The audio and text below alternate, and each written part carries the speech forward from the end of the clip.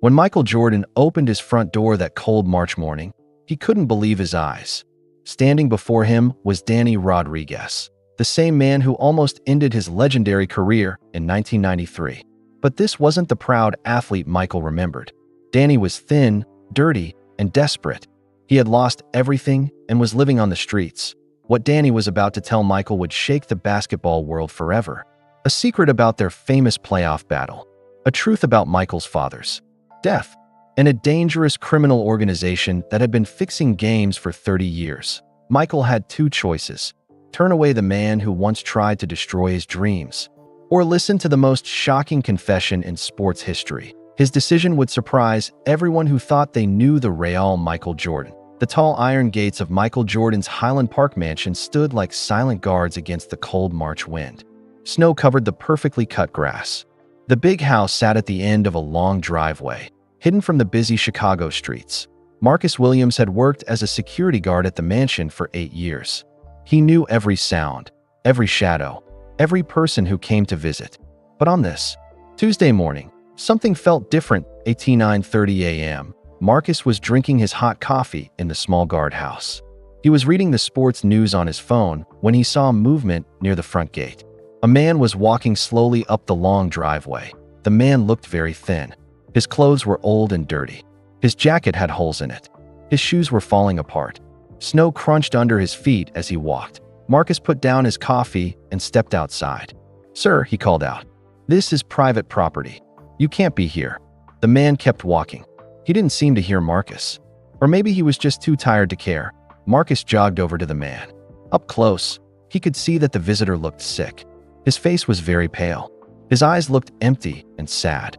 But there was something about him that seemed familiar. "Sir, I need you to leave," Marcus said more gently. "Mr. Jordan isn't taking visitors today." The man finally stopped walking. He looked up at Marcus with tired eyes. "Please," the man said, in a quiet voice. "I need to see Michael. Tell him it's Danny Rodriguez." Marcus felt his heart skip a beat. That name sounded very familiar. Where had he heard it before? "Do you have an appointment?" Marcus asked. The man shook his head. "I don't have a phone. I don't have anything left. But Mike will remember me. We used to play basketball together." Marcus looked at the man more carefully. "Basketball player?" This thin, sick-looking man used to play basketball. "Wait here," Marcus said. "I'll call the house." But before Marcus could make the call, the front door of the mansion opened. Michael Jordan stepped outside. He was wearing a nice gray suit and looked ready to leave for a business meeting. Michael saw Marcus talking to someone near the gate. This was unusual. Most visitors came in cars and called ahead.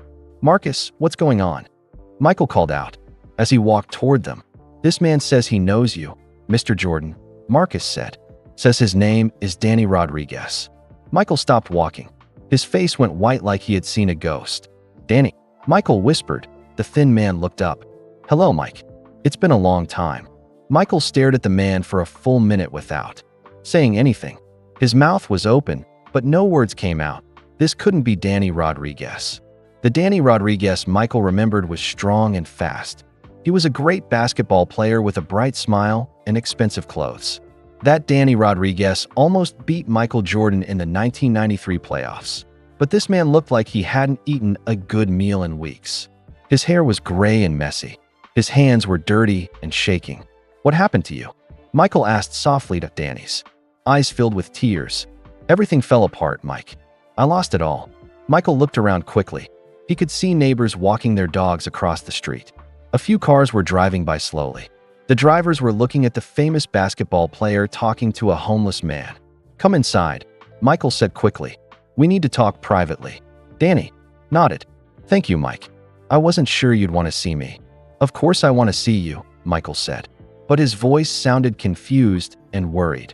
Marcus watched as the two men walked toward the mansion. He still couldn't believe what he was seeing. Danny Rodriguez was the same player who gave Michael Jordan his toughest fight in the 1993 Eastern Conference playoffs. Now he was standing at Michael's door looking like he lived on the streets. But Marcus didn't know the real story. He didn't know why Danny had really come to see Michael after 30 years. He didn't know about the terrible secret Danny had been carrying all this time.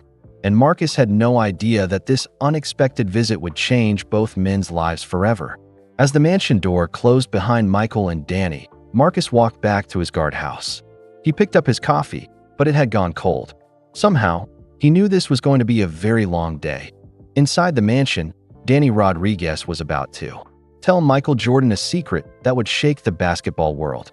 A secret about the 1993 playoffs that would make Michael question everything he thought he knew about his greatest victory. The conversation that was about to happen would lead to danger, chase scenes, and a shocking discovery that would change how people thought about professional basketball forever. But first, Danny had to find the courage to tell Michael the truth about what really happened 30 years ago. Inside the mansion, Michael led Danny to his big living room. The room was huge and beautiful. Shiny basketball trophies sat on shelves everywhere. Pictures of Michael's greatest games covered the walls. 6 NBA championship rings were displayed in a special glass case. Danny sat down slowly on a soft leather chair. He looked around at all the success that surrounded him. Golden awards sparkled in the sunlight coming through the windows. It made Danny feel even worse about his own failed life. "You want some coffee?" Michael asked. "Some food? You look like you haven't eaten in days." "Coffee would be really nice," Danny said quietly. "Thank you, Mike." Michael walked to the kitchen and called his helper, Maria. "Can you bring coffee and some sandwiches to the living room, please? And make the sandwiches big." When Michael came back, he sat down across from Danny. For a moment, neither man spoke. The silence felt heavy between them. "I can't believe you're really here," Michael said finally.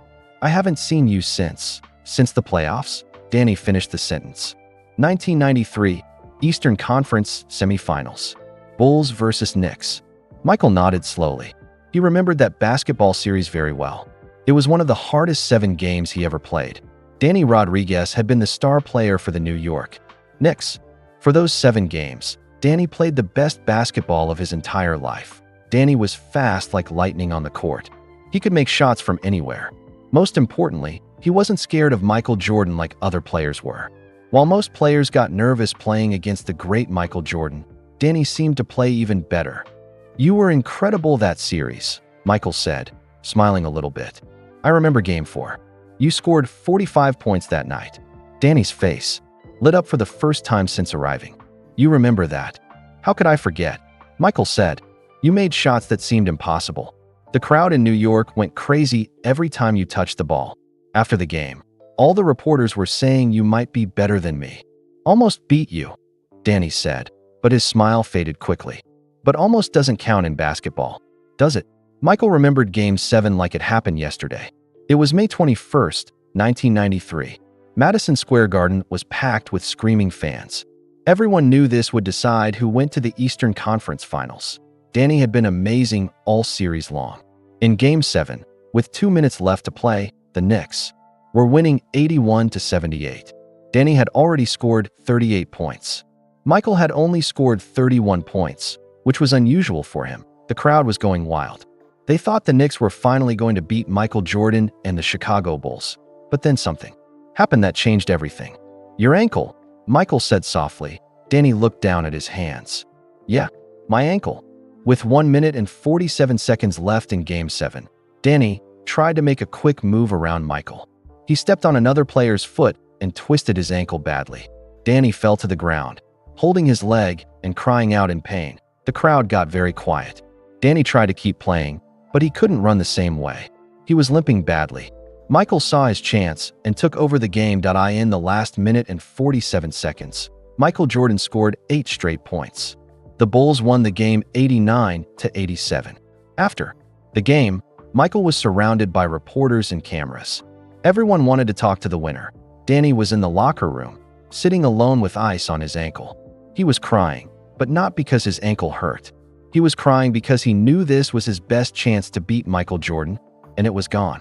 "The doctors said your ankle would heal fine," Michael said. "What happened after that?" Maria brought coffee and thick sandwiches to the living room. Danny ate quickly, like he hadn't eaten in many days. Michael watched him and felt sad. "The ankle never felt the same," Danny said between bites. "The next season, I couldn't jump as high. I couldn't run as fast. I kept thinking it would get better, but it didn't." Michael had heard rumors that Danny struggled after 1993, but he was so busy winning championships that he didn't pay much attention. The Knicks traded me to Detroit after that season, Danny continued. The Pistons said I was too slow. They traded me to Sacramento. Each team I went to, I got worse and worse. By 1995, no NBA team wanted me anymore. What did you do when basketball ended? Michael asked. Danny's face got very dark. I tried coaching high school kids for a few years. That was okay. The kids liked me because I had played in the NBA, but it didn't pay much money. Then what? Michael asked. I used my savings from basketball to open a restaurant, Danny said. I thought it would be easy. I figured people would come eat at a place owned by a former NBA player. Did it work? Michael asked. For about 2 years, Danny said.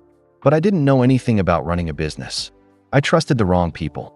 I borrowed money from people I shouldn't have borrowed from. Michael felt a chill run down his back. What kind of people? Dangerous people, Danny said quietly. People who hurt you when you can't pay them back. Danny put down his sandwich and looked directly at Michael. They took everything, Mike. My house, my car, my furniture. They even took my Duke University championship ring. Michael felt shocked. Danny's college ring from Duke was his most prized possession. Every player kept their college championship ring forever. I've been living on the streets for 2 years now, Danny said. I sleep in homeless shelters when they have room. Sometimes I sleep in parks when they don't. Danny, why didn't you call me sooner? Michael asked. Why didn't you ask for help? Danny was quiet for a long time. Outside, snow continued to fall against the windows. Pride, I guess, Danny said finally. You were the guy who beat me when it mattered most. You went on to win 6 NBA championships. You became the greatest player ever. Asking you for help felt like admitting that you were always better than me. Michael shook his head. I never thought I was better than you, Danny. That 1993 series was the hardest basketball I ever played. You pushed me to be my best. Really? Danny asked. Really, Michael said. I respected you as much as any player I ever faced. Danny's eyes filled with tears again. But this time, they seemed like happier tears. But Danny wasn't finished talking yet. He had something much bigger to tell Michael. Something that would change everything Michael thought he knew about that famous series. Mike, Danny said slowly, there's something else about 1993. Something I never told anyone. Michael leaned forward in his chair. What is it? Danny took a deep breath. His hands started shaking again. That ankle injury in Game 7, Danny said. It wasn't really an accident. Michael stared at Danny with wide eyes. The room became completely quiet except for the sound of snow hitting the windows. What do you mean it wasn't an accident? Michael asked slowly that Danny's hands were shaking as he set down his coffee cup. He had carried this secret for 30 years. Now he was finally going to tell someone the truth. Someone paid me to hurt my ankle on purpose, Danny said. Someone wanted to make sure the Chicago Bulls would win that series. Michael jumped up from his chair so fast that he knocked over his coffee. The hot liquid spilled all over the expensive carpet. That's impossible, Michael said loudly. Who would do something like that? Gambling people, Danny said quietly. People who bet millions of dollars on basketball games. They knew if I played my best in Game 7, the Knicks might win. They couldn't let that happen. Michael started walking back and forth across the room. His mind was racing with questions. If this was true, it meant his victory in 1993 wasn't fair. It meant one of his greatest wins was fake. Tell me everything, Michael said. Start from the beginning. Danny took a deep breath. It was the day before Game 7. I was at the team hotel in Chicago. 2 men in expensive suits came to my room. They said they knew all about me. Michael sat back down. He needed to hear every detail. They knew everything, Mike, Danny continued. They knew my mom was sick with cancer. They knew her medical bills were costing my family a lot of money. They knew I wanted to open a restaurant after basketball ended, but didn't have enough money to start it. Danny's mother had gotten cancer in early 1993. Michael remembered reading about it in the newspapers. The medical treatments were very expensive, and Danny's family was struggling to pay for them. What did these men want? Michael asked. They offered me $500,000, Danny said.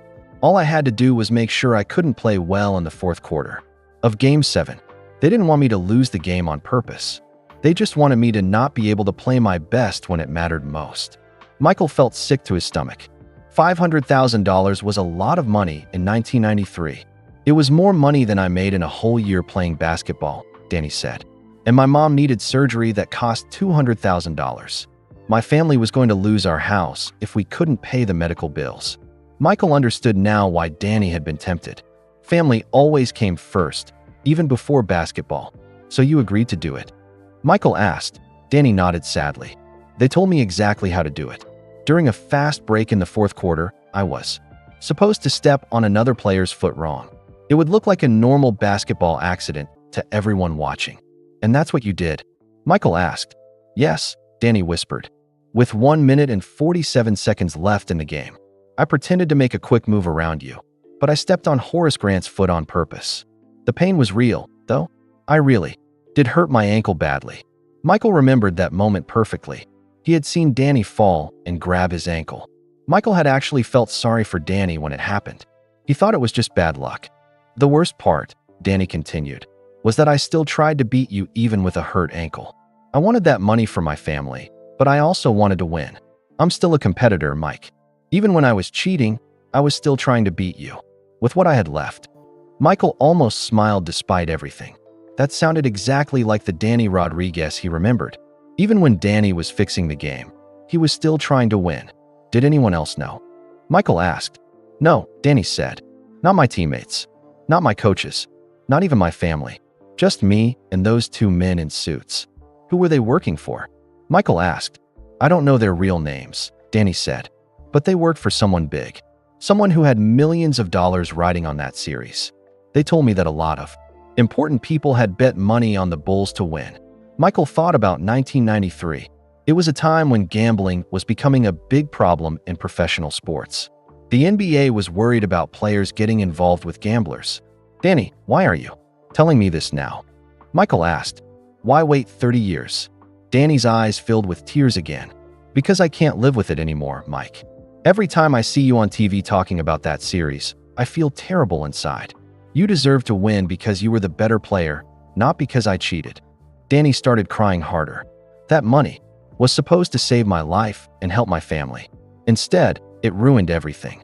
I used it to pay my mom's medical bills and start my restaurant. But the guilt ate me up inside like a poison. What do you mean? Michael asked. I started drinking too much alcohol to forget what I did, Danny said. I made bad business decisions because I couldn't think clearly. I trusted the wrong people with my restaurant because I felt like I didn't deserve success. Everything fell apart because I couldn't live with the secret of what I had done. Michael felt angry, but not at Danny. He felt angry at the people who had put Danny in that impossible situation. They had used a young man's love for his family to ruin a basketball game. Your mother, Michael said gently. Did the money help her? Yes, Danny said softly. She got the surgery she needed. The cancer treatment worked. She lived for 5 more years because of that money. She never knew where it came from, and I never told her. Michael nodded. He could understand why Danny had made that choice. Any good son would do anything to save his mother's life. But here's what I don't understand, Michael said. If you hurt your ankle on purpose, why did you keep playing? Why didn't you just sit out the rest of the game? For the first time since arriving, Danny smiled a real smile. Because I'm still Danny Rodriguez, Mike. I'm still a basketball player. Yes, I took their money to make sure I couldn't play at 100%. But with whatever I had left, I was still going to try to beat Michael Jordan. Michael felt a strange mix of emotions. He was disappointed that the game had been fixed, but he was also impressed that Danny had still tried to win even while he was cheating. So what happens now? Danny asked. Are you going to tell people what I did? Are you going to call the police? Michael thought about it carefully. If this story came out, it would be huge news. It would change how people thought about his career. Some people might wonder if other games had been fixed too, but Michael looked at Danny sitting across from him. This broken man who had lost everything. This man who had carried guilt for 30 years. This man who was now homeless and sick. I need time to think about all this, Michael said finally. This is a lot to handle. I understand, Danny said. He started to stand up. I should probably go now. Thank you for listening to me, Mike. And thank you for the food. Where are you going to go? Michael asked. There's a homeless shelter downtown. Danny said. If they have space tonight, I can sleep there. Michael shook his head firmly. No, you're not going anywhere. Not tonight. Danny looked confused. What do you mean? I mean you're staying here, Michael said. We have guest rooms. You'll sleep in a real bed tonight. And tomorrow, we're going to figure out how to help you. Mike, you don't have to help me, Danny said. I just came here to tell you the truth. I don't expect anything from you. Maybe you don't expect it, Michael said, but I'm going to help. Anyway, we may have been rivals on the basketball court, but we're both human beings. Right now, you need help, and I'm going to give it to you. But neither man knew that their biggest challenge was still coming. Danny had more secrets to reveal, secrets that would put both their lives in danger. That night, Michael gave Danny a beautiful guest room on the second floor of his mansion. The bed was soft and warm. Clean towels hung in the bathroom. It was the first time Danny had slept in a real bed in 2 years, but Danny couldn't fall asleep. He kept staring at the ceiling, thinking about the conversation they would have in the morning. He had told Michael about the gambling, but that wasn't the only reason he had come here. There was something much bigger, something more dangerous. The next morning, Michael found Danny sitting at the kitchen table. Maria had made pancakes and eggs for breakfast, but Danny was just staring at his plate without eating. "You feeling okay?" Michael asked as he sat down. "You look like you didn't sleep much." "Mike," Danny said slowly, "I need to tell you something else. Something more important than the gambling story." Michael set down his coffee cup. "What is it now?" Danny pulled a folded piece of paper from his jacket pocket. The paper was old and wrinkled, like he had been carrying it for a long time. His hands shook as he handed it to Michael. Michael opened the paper carefully. It was a medical report from Northwestern Memorial Hospital in Chicago. The date was from last month, February 2024. Michael read the first few lines and his face went completely white. "Cancer," Michael whispered. "Stage 4 lung cancer," Danny said quietly. "The doctors say I have maybe 3 months to live. For months if I'm really lucky." Michael stared at the paper in shock.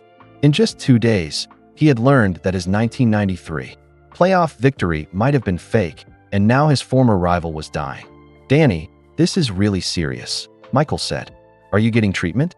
Are you seeing doctors?" Danny let out a sad laugh. "Treatment costs a lot of money, Mike.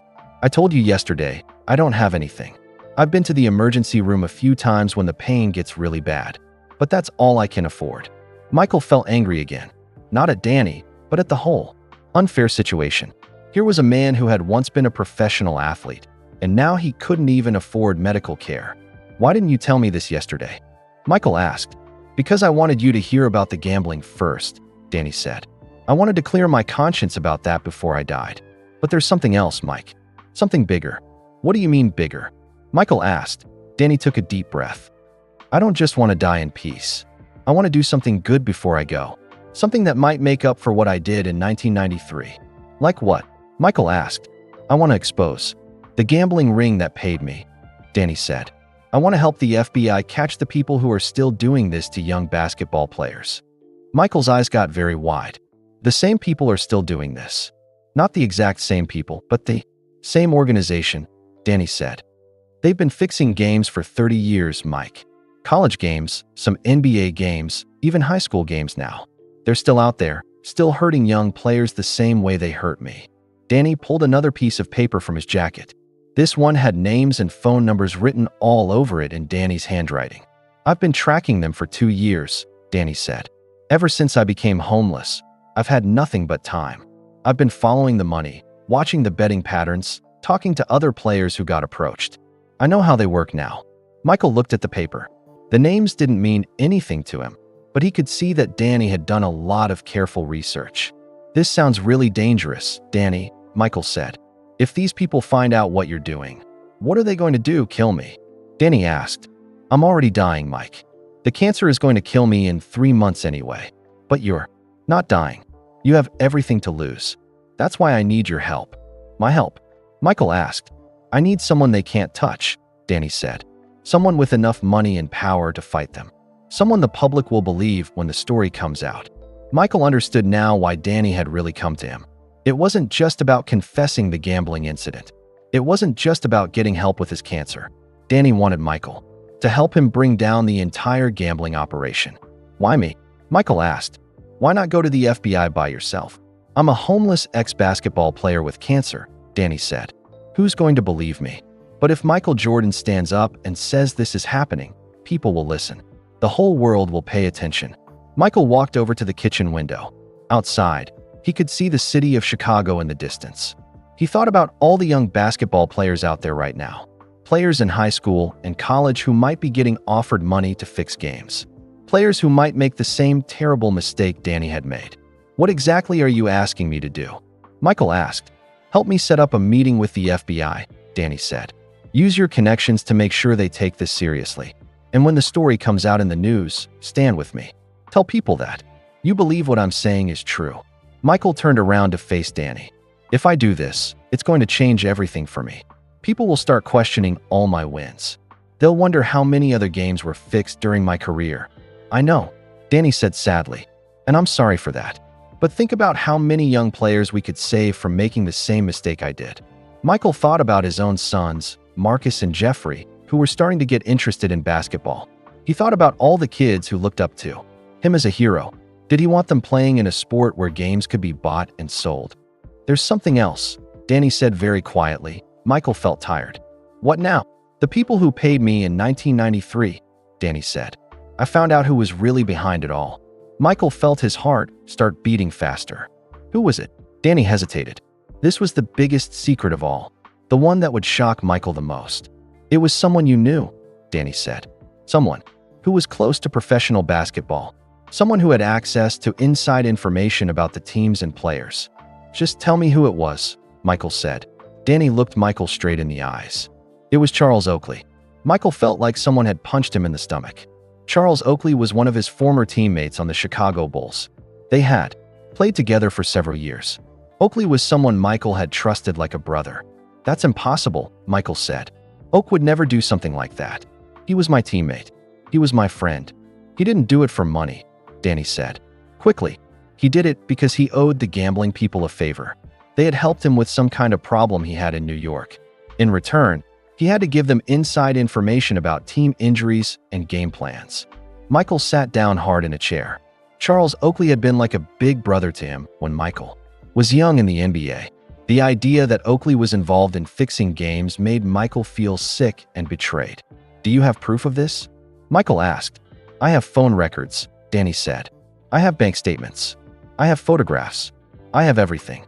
Danny pulled out a thick envelope from inside his jacket. Inside were copies of documents, old photographs, and financial records. I've spent 2 years putting this together, Danny said. I wanted to make sure I had solid evidence before I came to you. Michael looked through some of the papers. There were phone calls between Oakley and known gamblers.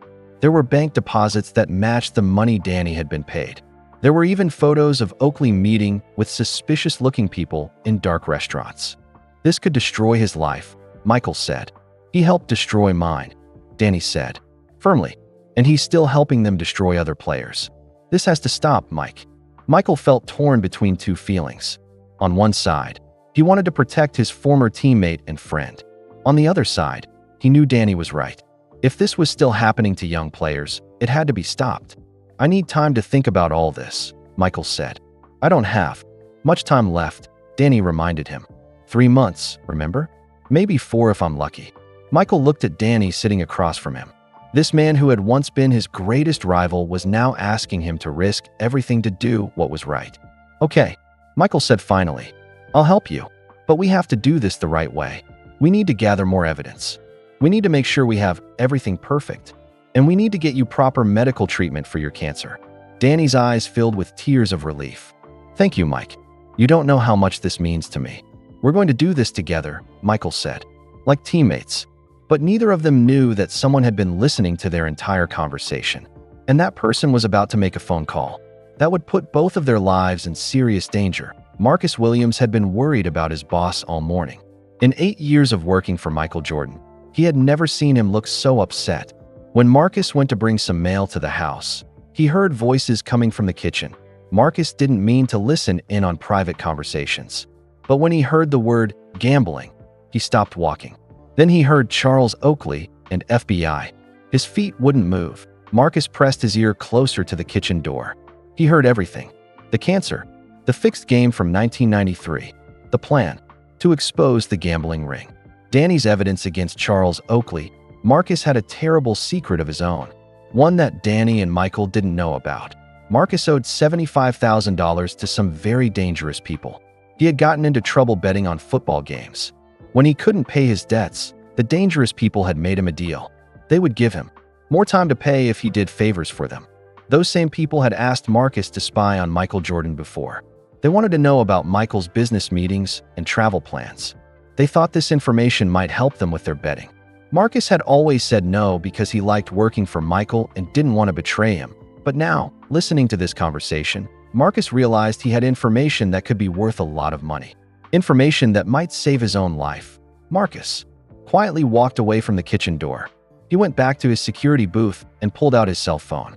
He called a number he had saved but hoped he would never have to use. "It's Marcus Williams," he said when someone answered. "I have something big. Something about Michael Jordan and Danny Rodriguez." "We're listening," said a rough voice on the phone.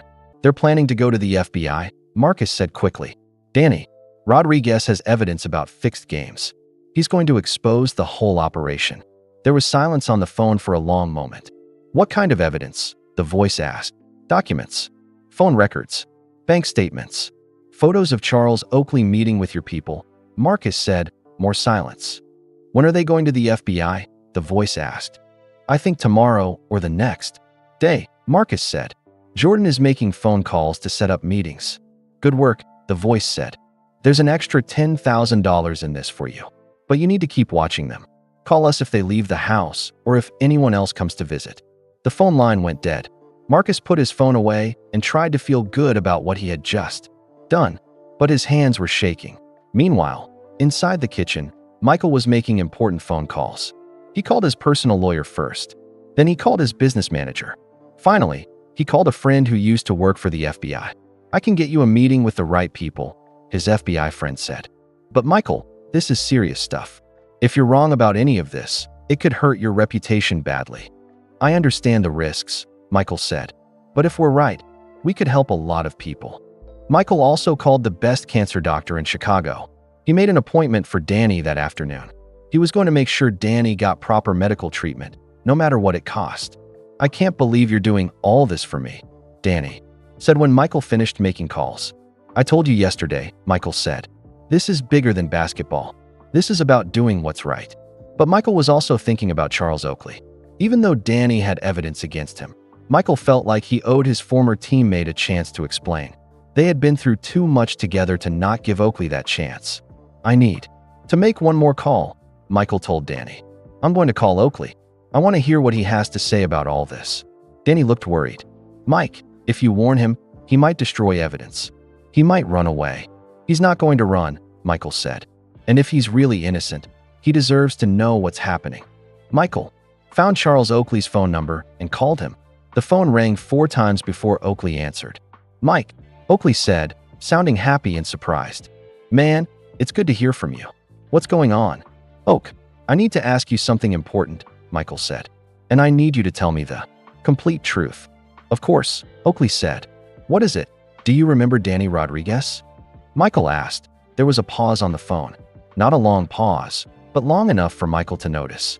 "The guy who played for the Knicks?" Oakley asked. "Yeah, I remember him. Good player. Why are you asking about him?" "He's here with me right now," Michael said. "He's telling me some very serious things about the 1993 playoffs." The pause this time was much longer. "Mike, whatever that guy is telling you, you can't believe him," Oakley said quickly. His voice sounded different now, more nervous.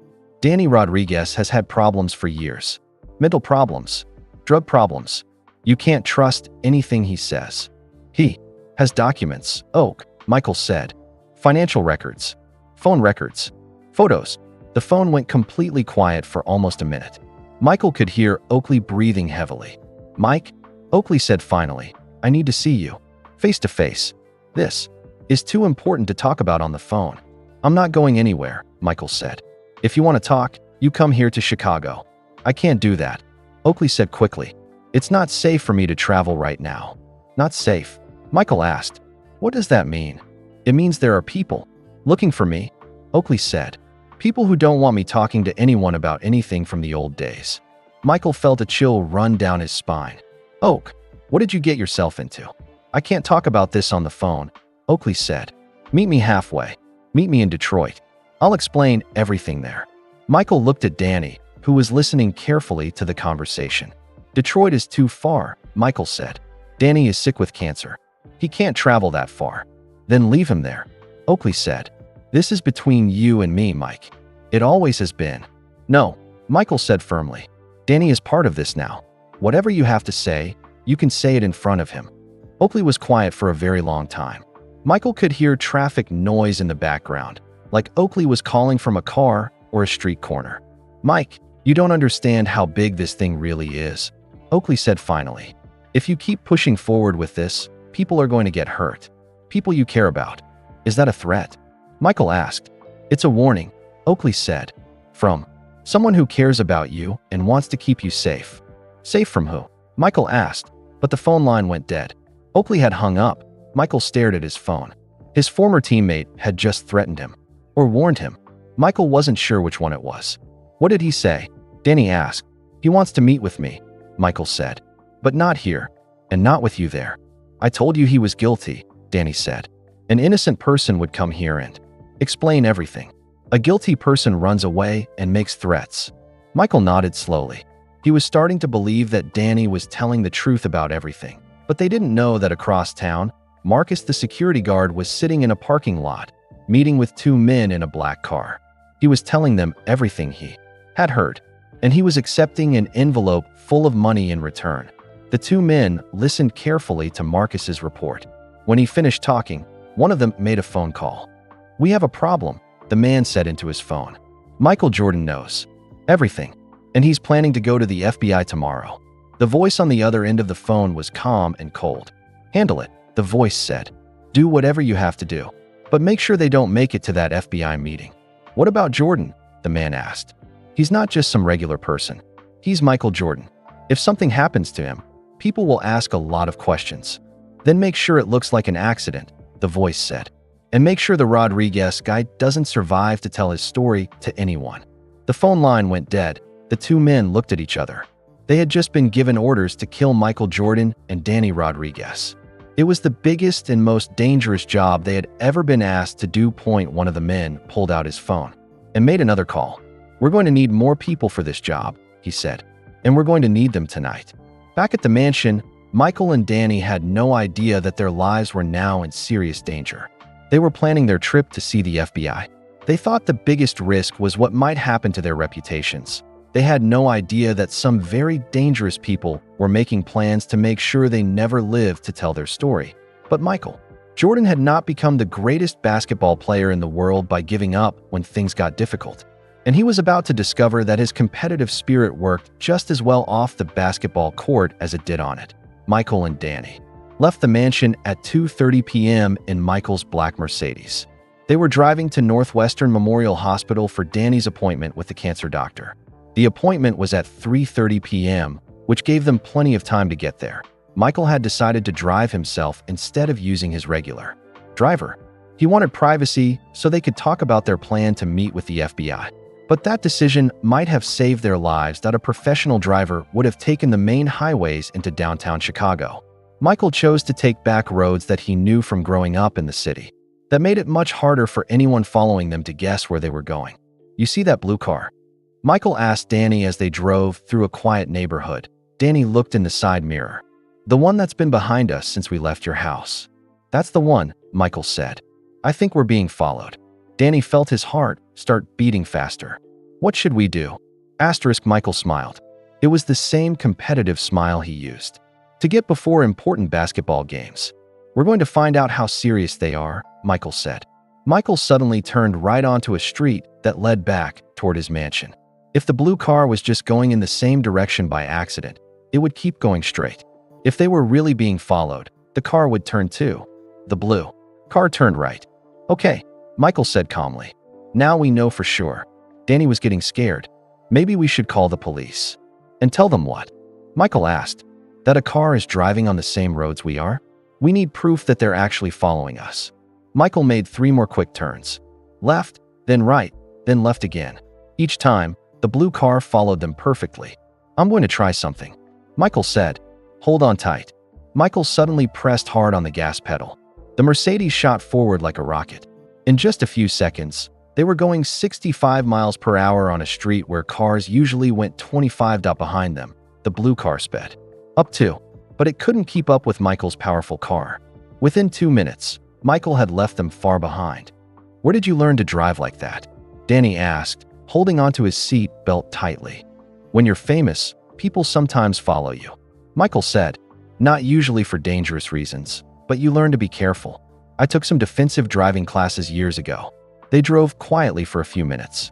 Michael kept checking his mirrors, but the blue car was nowhere to be seen. "I think we lost them," Michael said, but just as he said those words, a black SUV pulled out of a side street right in front of them. Michael had to slam on his brakes to avoid crashing into it. The SUV stopped in the middle of the road, completely blocking their path.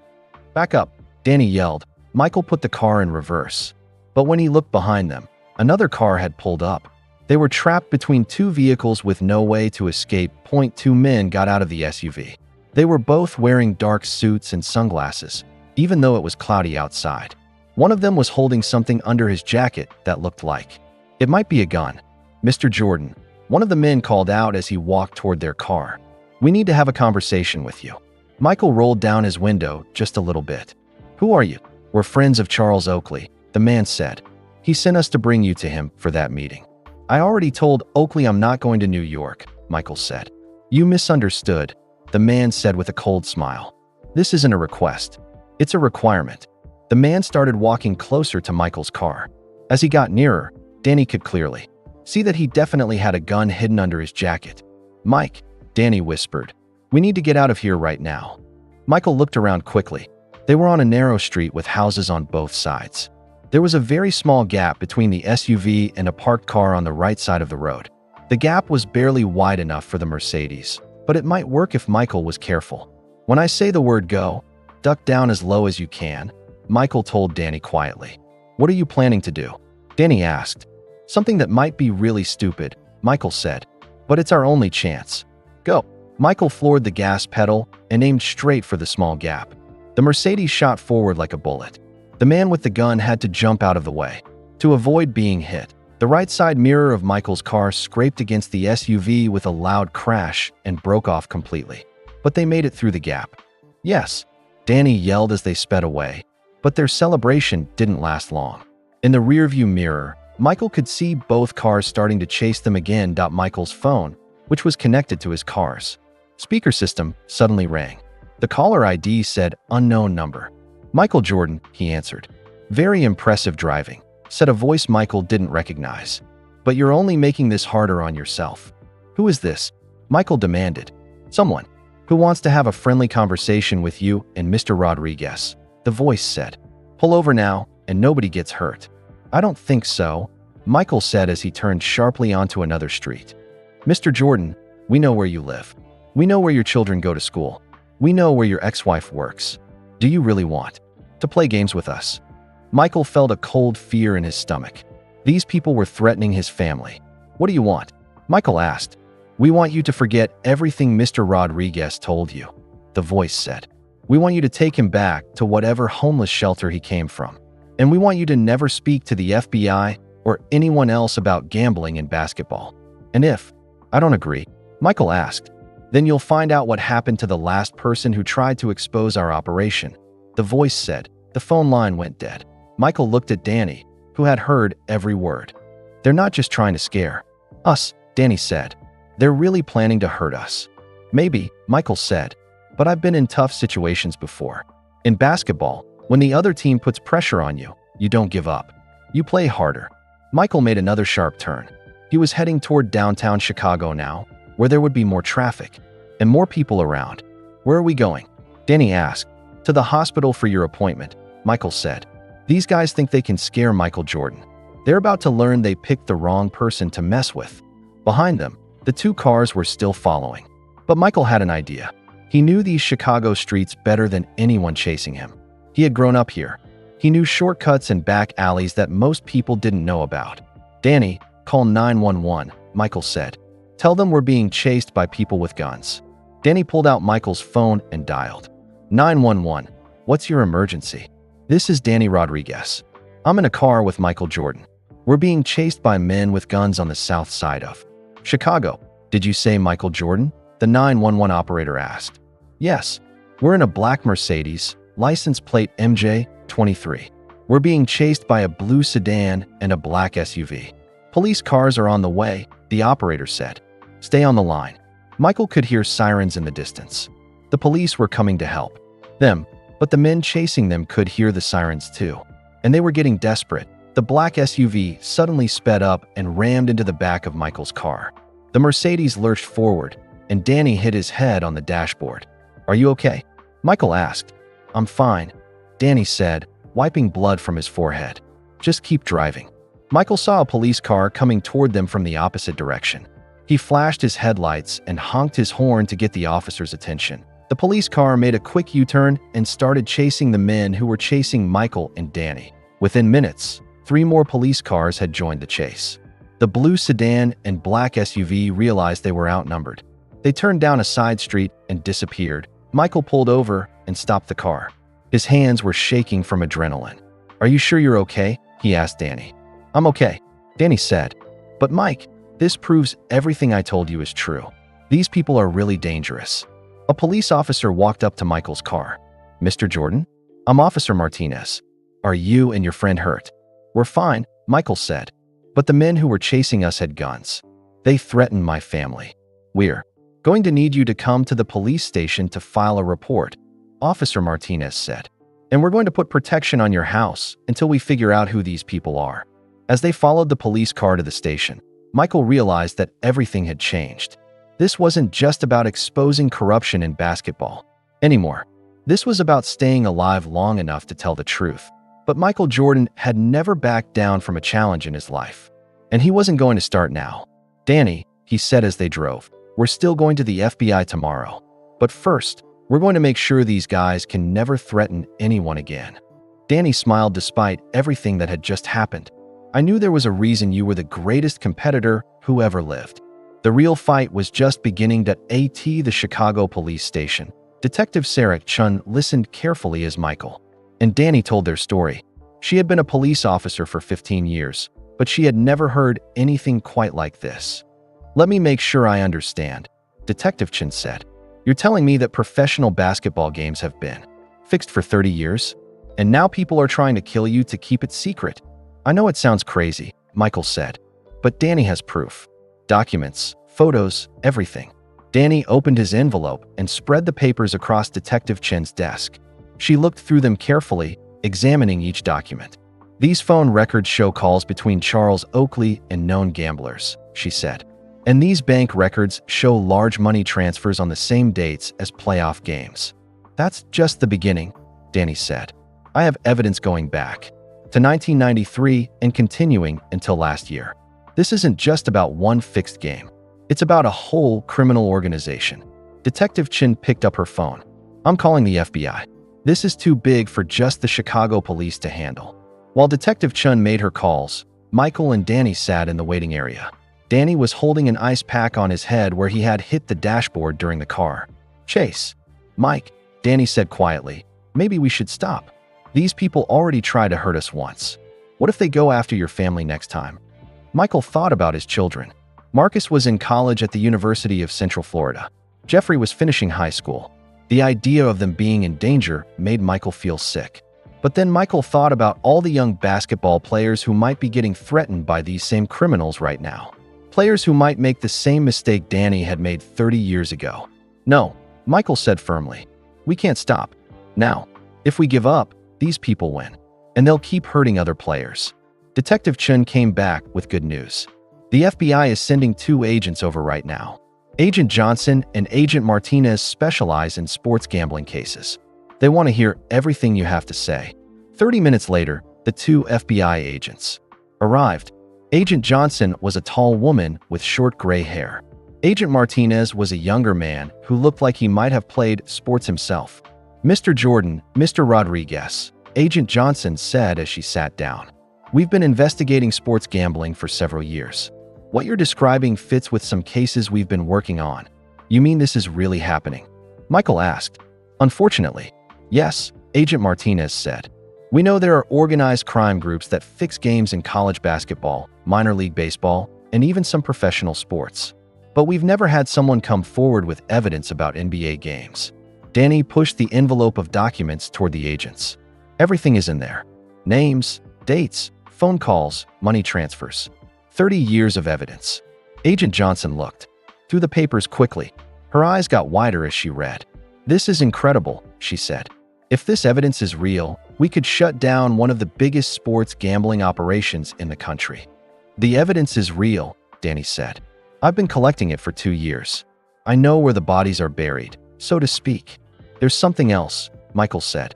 "Today, people try to kidnap us. They threatened my family. They said they would hurt us if we didn't keep quiet." Agent Martinez leaned forward. "Did you recognize any of the men who chased you?" "No," Michael said. "But they said they were working for Charles Oakley. We'll need to bring Oakley in for questioning." Agent Johnson said. "But first, we need to make sure you're both safe." "What do you mean?" Danny asked. "I mean, these people have already tried to hurt you once," Agent Johnson said. "They'll probably try again. We need to put you somewhere safe until we can arrest the main players in this organization." Michael shook his head. "I'm not hiding. These people think they can scare me, but I've never backed down from a fight in my life." "Mr. Jordan, this isn't basketball," Agent Martinez said. "These are dangerous criminals with guns. They've killed people before to protect their operation. Then let's catch them before they can hurt anyone else," Michael said. Agent Johnson and Agent Martinez looked at each other. They seemed to be having a silent conversation. "There might be a way," Agent Johnson said slowly. "But it would be very dangerous, and we'd need your help." "What kind of help?" Michael asked. "We want to set up a trap," Agent Martinez explained. "We want you to agree to meet with these people, but we'll have FBI agents watching everything. When they try to hurt you, we'll arrest them." Danny looked worried. "That sounds really dangerous, Mike." "It is dangerous," Agent Johnson admitted. "But it might be our only chance to catch the people at the top of this organization.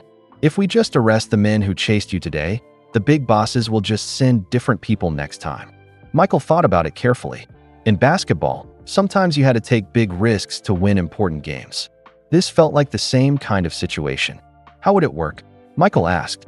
"We'll have you call Charles Oakley," Agent Martinez said. "Tell him you want to make a deal. Tell him you'll keep quiet about everything if he pays you enough money." "You want me to pretend I'm corrupt too?" Michael asked. "Exactly," Agent Johnson said. "These people understand greed. They'll believe you if you act like you just want money." Danny shook his head. "This is too dangerous. What if something goes wrong?" "We'll have 20 FBI agents watching," Agent Martinez said. "You'll be wearing hidden microphones and cameras. We'll know everything that's happening." Michael stood up and walked to the window. Outside, he could see the city of Chicago. Somewhere out there, young basketball players were being offered money to fix games. Players who might ruin their lives the same way Danny had ruined his. "I'll do it," Michael said. "Mike, no," Danny said. "You have too much to lose." "That's exactly why I have to do it," Michael said. "I have money, fame, and influence. Most people don't. I can fight these criminals in a way that other people can't." Agent Johnson smiled. "We were hoping you'd say that. But there's one more thing. We want Danny to be part of the trap too." "What do you mean?" Danny asked. "We want you to pretend you're having second thoughts about exposing the gambling ring," Agent Martinez explained. "We want you to call Oakley and tell him you're willing to stay quiet if they pay you." "But I'm dying of cancer," Danny said. "What would I need money for?" "Medical treatment," Agent Johnson said. "Tell them you want enough money to pay for cancer treatment. Tell them you want to live long enough to enjoy being rich." Danny thought about it. He had spent 2 years planning to expose these criminals. Now the FBI was asking him to pretend he wanted to join them instead. "If this works," Danny said, "will you really be able to stop them?" "If this works," Agent Johnson said, "we'll arrest everyone involved. Charles Oakley, the men who chased you today, and the bosses who give the orders. We'll shut down their entire operation." Danny looked at Michael. "What do you think?" "I think we have to try," Michael said. "This might be our only chance to stop them." "Okay," Danny said finally. "I'll do it. But if I'm going to die anyway, I want to make sure these criminals go to prison first." Agent Martinez pulled out his phone. "We'll need a few hours to set everything up. We'll have to get you the right equipment and brief our agents on the plan." "How long will this take?" Michael asked. "We can have everything ready by tomorrow afternoon," Agent Johnson said. "You'll call Oakley tomorrow morning and set up a meeting for the evening." "Where will the meeting be?" Danny asked. "Somewhere public, but not too crowded," Agent Martinez said. "Maybe a restaurant or a hotel lobby." somewhere our agents can blend in but still protect you.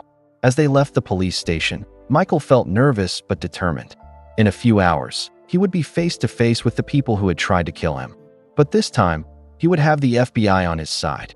"Danny," Michael said as they got into a police car that would take them to a safe hotel, "are you sure you want to do this? You don't have to.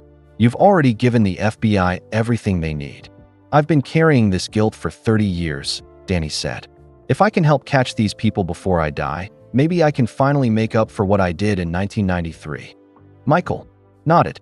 Tomorrow would be the most important game of their lives. And unlike basketball, if they lost this game, they might not live to play another one. But Michael Jordan had built his career on winning games when everything was on the line. And he wasn't planning to start losing now. The next morning, Michael and Danny woke up in a safe house that the FBI had set up for them. It was a small apartment on the north side of Chicago. FBI agents were watching the building from cars parked across the street. Agent Johnson arrived at 9 a.m. with coffee and breakfast sandwiches. She also brought the equipment they would need for their dangerous plan. "These are special microphones," she explained, showing them tiny devices that look like shirt buttons. "They'll record everything that's said during your meeting. And these are mini cameras that will go in your jacket pockets." Danny picked up one of the microphones. It was so small he could barely see it. "Will Charles Oakley be able to tell we're wearing these?" "Not unless he knows exactly what to look for," Agent Johnson said. "But we'll also have 20 agents in the restaurant where you're meeting. Some will be dressed as customers, some as waiters. If anything goes wrong, help will be there in seconds." Michael was practicing what he would say to Oakley on the phone. The FBI had written a script for him, but he wanted it to sound natural. "Remember," Agent Martinez said, "you need to sound greedy but scared. Make Oakley think you're only doing this for money. Don't sound too brave, or he'll get suspicious." At 10 a.m., it was time to make the call. Michael dialed Charles Oakley's number while the FBI agents listened on speakerphone.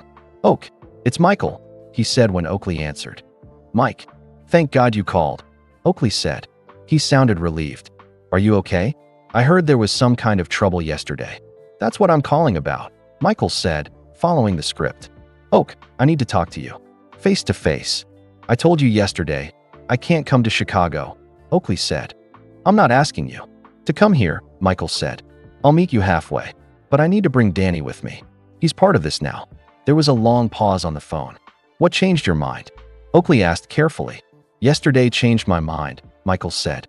"When those men started chasing us, when they threatened my family, I realized how serious this is. I don't want to fight you, Oak. I just want this whole thing to go away." "What are you saying?" Oakley asked. "I'm saying maybe we can work something out," Michael said. "Maybe there's a way for everyone to be happy. Danny needs money for medical treatment. I need to know my family is safe. You need this story to stay buried." The FBI agents nodded. Michael was doing a good job of sounding like someone who just wanted money. "You want to make a deal?" Oakley asked. "I want to have a conversation," Michael said, "about how much it would cost to make this problem disappear." Another long pause. "Okay," Oakley said finally. "There's a restaurant called Tony's Place in Milwaukee. It's halfway between Chicago and where I am. Can you be there tonight at 8 p.m.? "We'll be there," Michael said. "Mike," Oakley said, "don't bring anyone else. Don't call the police. If I think this is a trap, people will get hurt." "I understand," Michael said. "Just me and Danny." After Michael hung up, Agent Johnson smiled. "Perfect." He took the bait. "Now what happens?" Danny asked. "Now we get ready," Agent Martinez said. "We need to get our people to Milwaukee and set up surveillance at Tony's Place." The rest of the day was spent preparing for the meeting. The FBI showed Michael and Danny photos of all the people they might see at the restaurant. Some were criminals who worked with the gambling operation. Others were FBI agents who would be protecting them. "Remember these faces," Agent Johnson said. "If you see any of these criminals, try to get them talking. We want them to confess on tape to fixing games." Danny was getting more nervous as the day went on. "What if they figure out we're working with the FBI? What if they search us and find the microphones?" "They won't search you in a public restaurant," Agent Martinez said. "And remember, Charles Oakley used to be Michael's teammate. He trusts Michael. That's our advantage." At 5 p.m., they left for Milwaukee. Michael and Danny rode in one car with 2 FBI agents. 20 other agents followed in different cars, staying far enough behind that they wouldn't be noticed. "How do you feel?" Michael asked Danny as they drove. "Scared," Danny admitted, "but also excited. For 30 years, I've wanted to make these people pay for what they did to me. Tonight might be my only chance."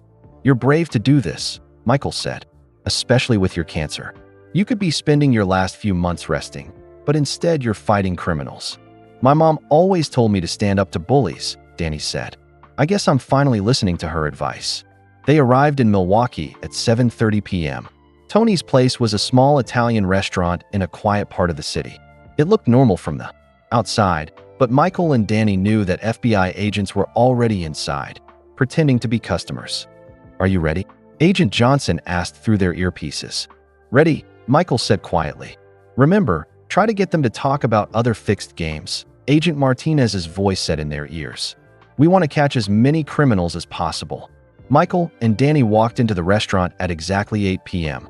Charles Oakley was sitting at a table in the back corner. He wasn't alone.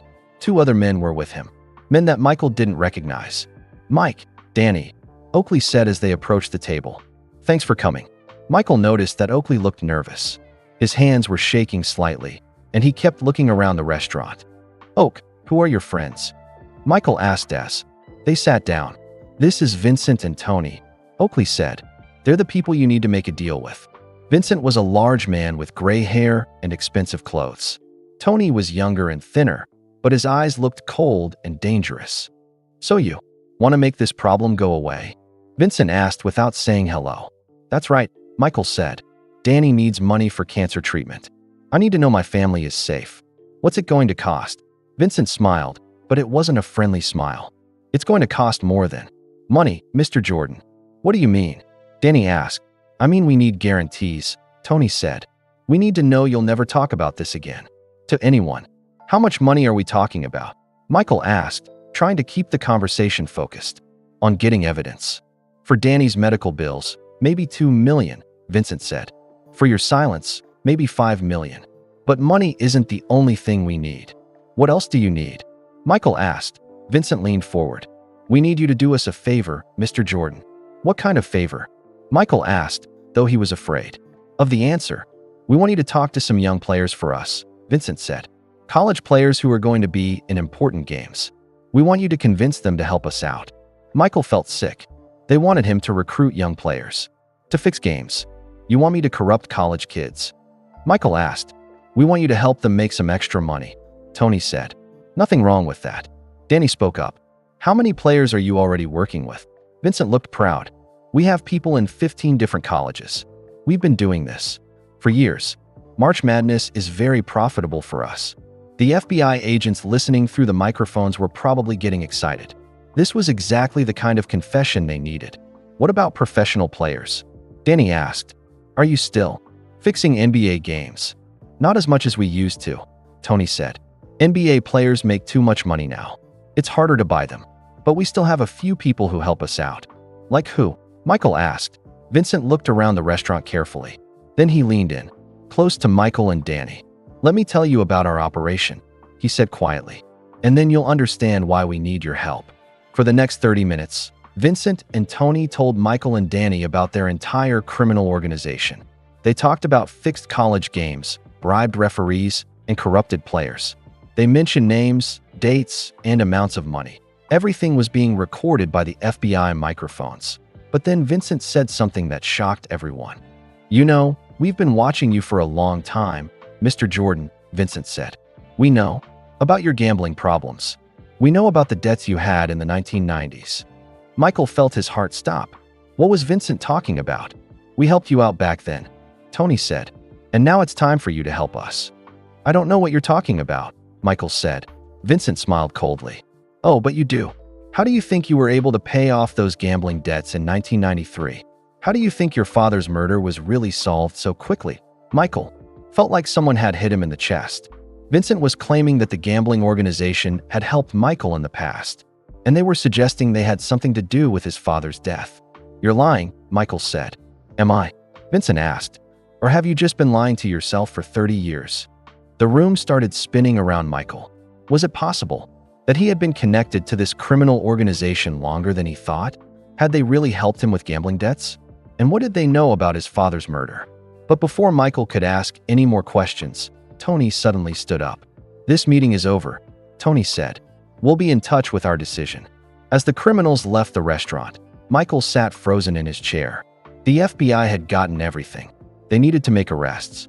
But Michael had learned something that might destroy his entire legacy, and Danny was about to reveal the biggest secret of all. Back in the FBI safe house that night, Michael sat on the couch staring at the wall. He hadn't spoken since leaving the restaurant. Agent Johnson and Agent Martinez were excited about all the evidence they had recorded, but Michael looked like he was in shock. "Mike," Danny said gently, "are you okay?" Michael looked up with confused eyes. "Danny, what if they were telling the truth? What if I really did take money from these people back in 1993? "You don't remember taking any money?" Danny asked. "I remember having gambling debts," Michael said slowly. "I remember owing a lot of money to some casino people in Atlantic City. And I remember that somehow, the debts just disappeared. I always thought my agent worked something out." Agent Johnson was listening carefully. "Mr. Jordan, if you had connections to this gambling organization, we need to know about it. It doesn't change anything about tonight, but it could help our investigation." "I honestly don't remember," Michael said. "Maybe I didn't want to know where the help came from." Danny walked over and sat next to Michael on the couch. "Mike, there's something I need to tell you. Something I should have told you from the beginning." Michael looked at his former rival. "What now, Danny? I don't think I can handle any more secrets."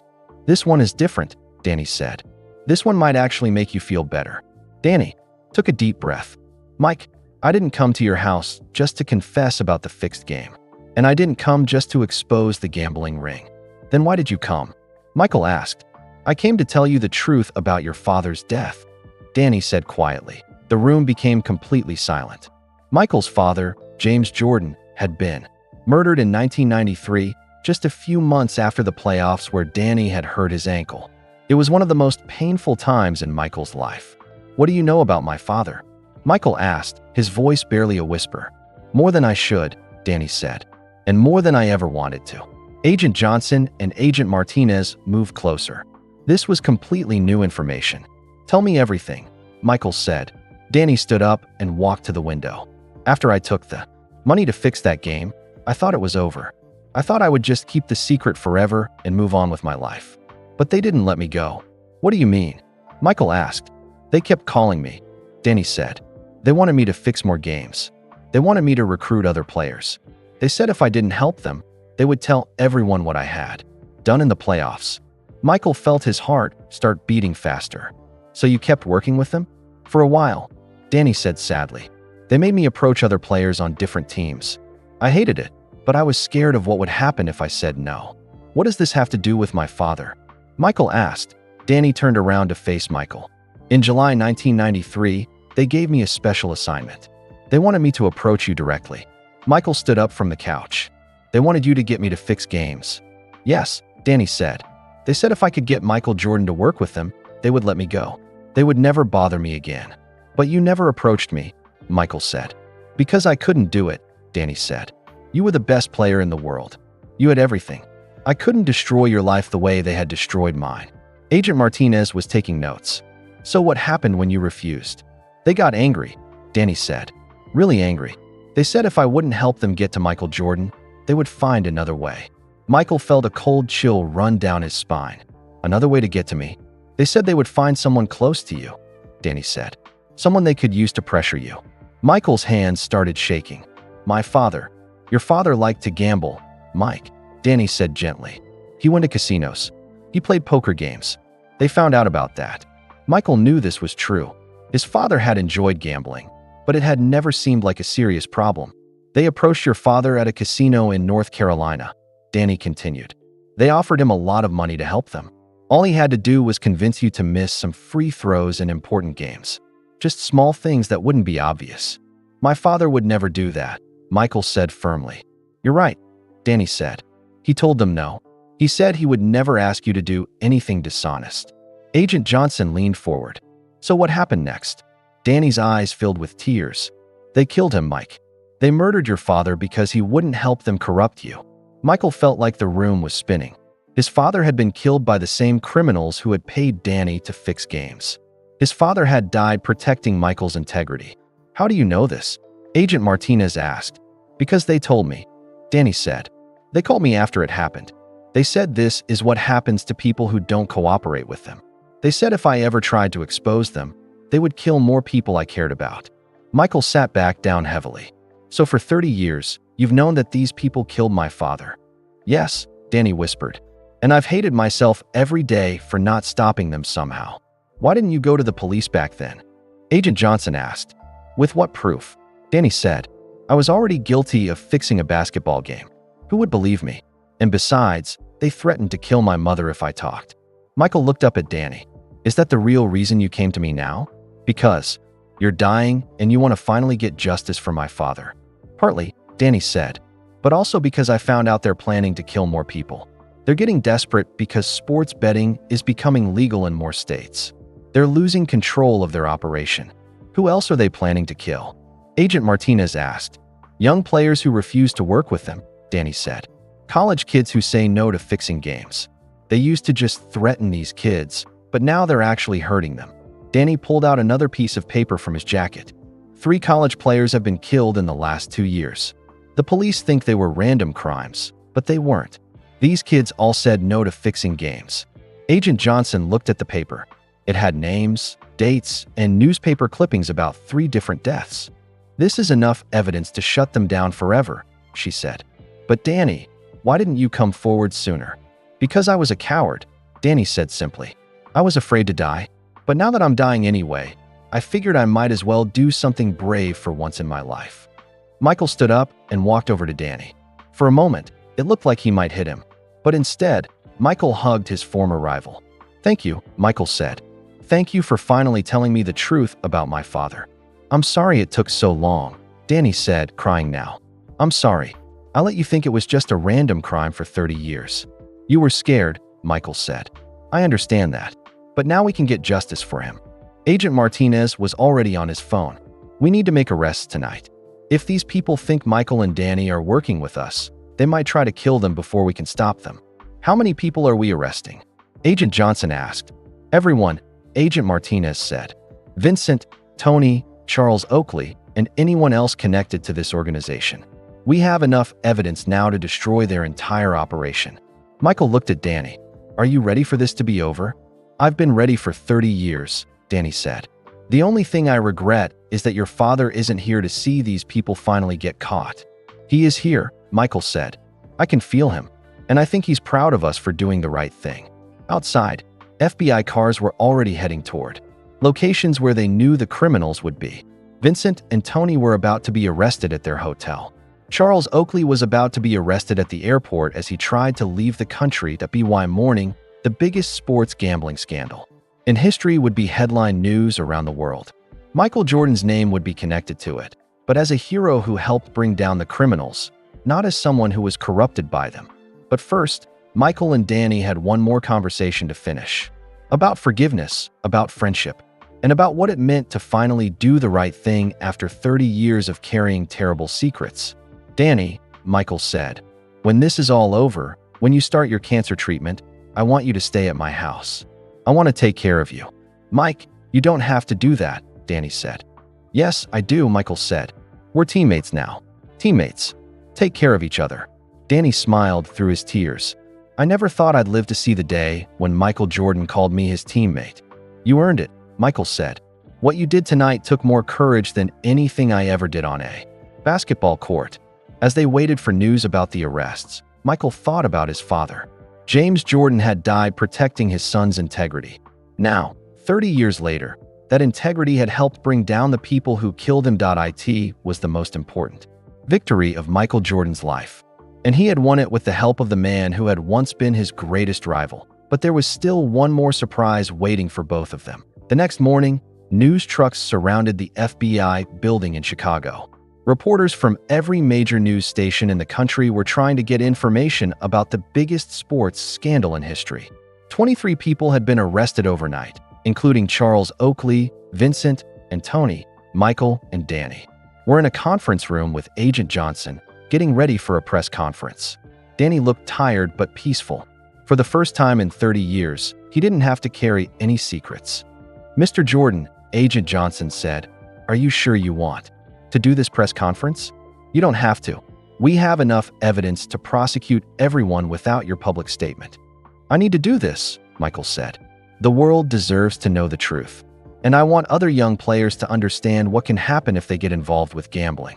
Danny was sitting quietly in a corner, wearing a new suit that Michael had bought for him. His cancer treatment was scheduled to start the next week at the best hospital in Chicago. Michael was paying for everything. "You don't have to stay for the press conference," Michael told Danny. "This is going to be really hard. Lots of difficult questions." "I'm staying," Danny said firmly. "We started this together. We're going to finish it together." Agent Martinez knocked on the door. "It's time. There are about 200 reporters out there." As they walked toward the press conference room, Michael felt nervous. This was harder than any basketball game he had ever played. In basketball, the worst thing that could happen was losing. Today, he was about to tell the world that his greatest victory might have been tainted. But when they entered the room and Michael saw all the cameras and reporters, his competitive spirit took over. This was his chance to tell the truth and protect future players. He wasn't going to waste it. "Good morning," Michael said as he stepped up to the microphone. "Thank you all for coming. Today I want to tell you about something that has been hidden for 30 years. The room was completely quiet. Every reporter was hanging on Michael's words. In 1993, during the Eastern Conference playoffs, the game between the Chicago Bulls and New York Knicks was fixed, Michael said. Not by me, but by someone who was forced to make a terrible choice. Michael looked back at Danny, who nodded encouragingly. Danny Rodriguez, who is here with me today, was paid $500,000 to hurt himself during Game 7 of that series. He did it because his mother was dying of cancer and his family couldn't afford her medical treatment. Reporters started shouting questions, but Michael held up his hand for silence. Danny was just 24 years old, Michael continued. He was scared and desperate. The people who paid him were part of a criminal organization that has been fixing games for 30 years. Yesterday, the FBI arrested 23 members of this organization. A reporter from ESPN raised her hand. "Mr. Jordan, does this mean your victory in 1993 wasn't legitimate?" Michael had been expecting this question. "That's for other people to decide. What I know is that I played as hard as I could. I didn't know the game was fixed when it happened. But I understand if people question that victory now." Another reporter shouted, "Why should we believe Danny Rodriguez? He's admitted to cheating." Danny stepped forward to the microphone. "Because I have nothing left to lose," he said simply. "I'm dying of cancer. I'm homeless. I have no money and no family. The only thing I have left is the truth." The room got very quiet. Danny's honesty was powerful.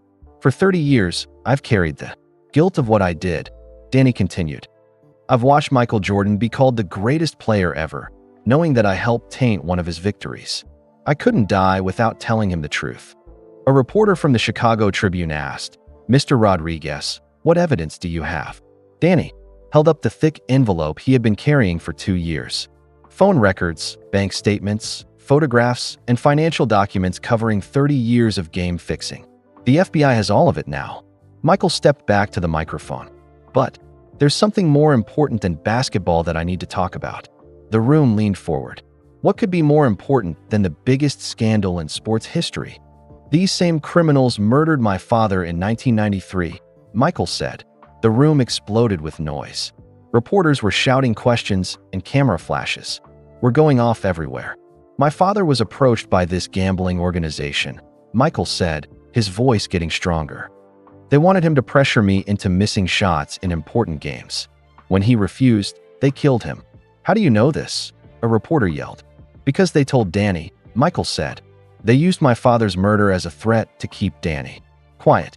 For 30 years, Danny has known who really killed my father." Michael looked directly into the main TV camera. James Jordan died protecting his son's integrity. He died because he refused to let criminals corrupt the game of basketball. Today, we got justice for him. A reporter from Sports Illustrated asked, "Mr. Jordan, are you angry at Danny Rodriguez for keeping this secret so long?" Michael thought about the question carefully. "I was angry at first, but then I realized that Danny was a victim too. He was young and scared. These criminals threatened to kill his mother if he talked. I understand why he stayed quiet. "What's your relationship now?" another reporter asked. Michael smiled and put his arm around Danny's shoulders. "Danny Rodriguez was my rival for one basketball series. But he's been carrying guilt and pain for 30 years because of what happened to my family. Now he's my friend." The questions continued for another hour. Michael and Danny answered everything honestly. They talked about the fixed games, the murdered players, and the criminal organization that had been stopped. Finally, a young reporter from a college newspaper raised her hand. "Mr. Jordan, what do you want young basketball players to learn from this?" "I want them to learn that no amount of money is worth your integrity," Michael said. "Danny made one mistake when he was young, and it destroyed his life. But I also want them to know that it's never too late to do the right thing." Michael looked at Danny again. Danny Rodriguez showed more courage in the last week than most people show in their entire lives. "He risked everything to stop these criminals and get justice for my father." After the press conference, Michael and Danny went back to Michael's mansion. The whole world was talking about their story. Every news channel was showing highlights from the press conference. They sat in Michael's living room, watching the coverage on TV. Danny looked exhausted but happy. "Do you think we did the right thing?" Danny asked. "I know we did," Michael said. "Look at this." Michael pointed to the TV, where a college basketball player was being interviewed. The player was talking about how he had been approached by gamblers, but decided not to take their money after hearing Michael and Danny's story. "We probably just saved that kid's life," Michael said. Danny smiled. "Your father would be proud. He would be proud of both of us," Michael said. Over the next few weeks, more young players came forward with stories about being approached by gamblers. The FBI investigation grew bigger and bigger. Dozens more arrests were made. The entire criminal organization was destroyed. Danny started his cancer treatment at Northwestern Memorial Hospital. The doctors said the cancer was very advanced, but the treatment might give him extra time. Michael visited him every day. "I have something for you," Michael said during one visit. He handed Danny a small box. Danny opened it and gasped. Inside was a championship ring, not from the NBA, but from Danny's college days at Duke University. The same ring that had been taken from him when he lost everything. "How did you get this?" Danny asked with tears in his eyes. "I bought it back from the people who took it," Michael said. "I thought you should have it." Danny put the ring on his finger. It still fit perfectly. "Mike, I don't know how to thank you for everything you've done," Danny said. "You don't need to thank me," Michael said. "You gave me something more valuable than anything I could give you." "What's that?" Danny asked. "You gave me the truth about my father," Michael said. "You helped me understand that he died as a hero. That's worth more than all the money in the world." 6 months later, Danny Rodriguez passed away peacefully in his sleep at Michael Jordan's mansion. He was surrounded by the best medical care that money could buy. But more importantly, he was surrounded by friendship and forgiveness. At Danny's funeral, Michael gave a speech that surprised everyone. "Danny Rodriguez was called my rival," Michael said to the crowd. "But rivals compete against each other and then move on. Danny and I became something more important. We became teammates in the fight for truth." Michael looked out at all the people who had come to honor Danny. There were former basketball players, FBI agents, reporters, and young players whose lives had been saved by Danny's courage. "Danny made a mistake when he was young," Michael continued, "but he spent the rest of his life trying to make up for it. In the end, he saved more lives than that mistake ever hurt." The biggest surprise came at the end of Michael's speech. The Michael Jordan Foundation is creating the Danny Rodriguez Scholarship, Michael announced. "Every year, we'll give money to help young basketball players get an education. Players who might be tempted by gambling will have another choice. They'll have a chance to succeed the right way." As people left the funeral, they talked about the amazing story of two rivals who became friends. A story of mistakes and forgiveness. A story of courage and redemption. But most of all, they talked about how sometimes the greatest victories happen off the basketball court. Michael Jordan's response to finding his homeless former rival at his mansion had shocked everyone. But it had also changed the world of sports forever. Young players everywhere now knew that there were people willing to help them make the right choices. And in the end, that was more important than any championship, ring, or scoring record. The game was over. But the legacy would last forever. That we'd love to know. Where are you listening from today? Drop your city or country in the comments below. It's amazing to connect with people from all around the world who love inspiring stories like this one. If this story touched your heart or taught you something new, please give this video a like. It really helps us reach more people who need to hear these powerful messages about second chances and redemption. Don't forget to subscribe to our channel and hit that notification bell for many more interesting stories like this one. We share tales of courage, forgiveness, and real-life heroes who make a difference in the world. Most importantly, please share this video with your friends and family. Stories like Danny and Michael's remind us that it's never too late to do the right thing, and that kindness can change everything. Let's spread this message of hope and awareness together. Thank you for listening, and we'll see you in the next story.